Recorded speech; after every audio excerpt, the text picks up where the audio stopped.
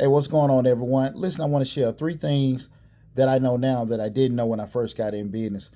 Right now, sitting at right at 25 years in business, I can be honest with you, I don't necessarily know if I've been the most receptive to receiving that information then, because I probably wasn't the most I wasn't the most mature in business. Not necessarily saying I was acting crazy or anything, but I thought I knew a whole lot more than I did know, right? Because I was educated and I was very smart, but I wasn't experienced enough, right? But here are three things that I know now that I wish I'd known then. The first one is control your controllables. I spent a lot of time worrying about things that I couldn't control in regards to, just say, the weather, people's perceptions, different decisions people had to make with actual the products or service or the business that we were doing.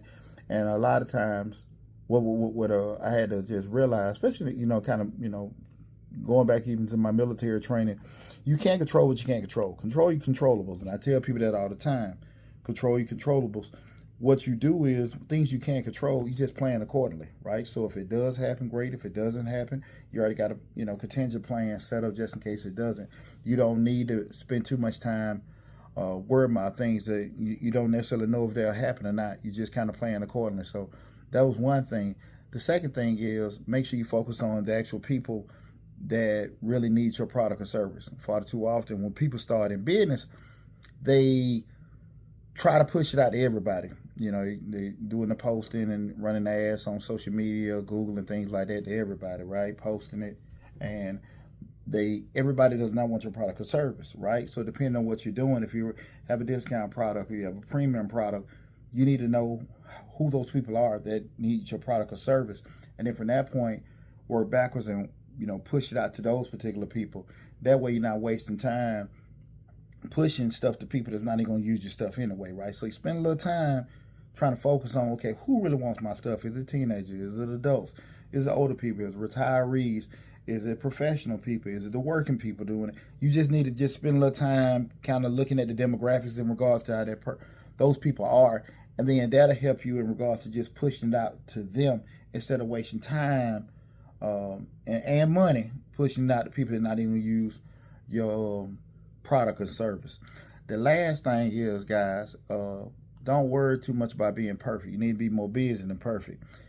A lot of times I spent trying to make sure things were right instead of just doing certain things right. You want to make sure you over deliver. You want to make sure you have high standards, and you want to make sure that people really appreciate and you stand behind your work and it's something good you're putting out there, right?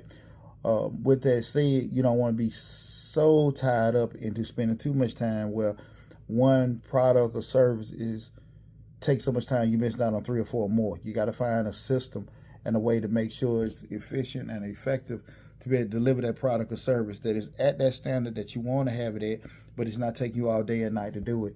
I really got caught up a lot trying to make sure things were right instead of just make sure things were done right. But that's something you have to work on, and usually experience to teach you how to not get so caught up into that. So I hope that information helped you guys. Again, those are three things that I wish I'd have known when I first started in business, because somebody asked me about that previously, and I had to just think about that. But now, I reflect on those three things that have helped me. For more great info, that could probably help other people.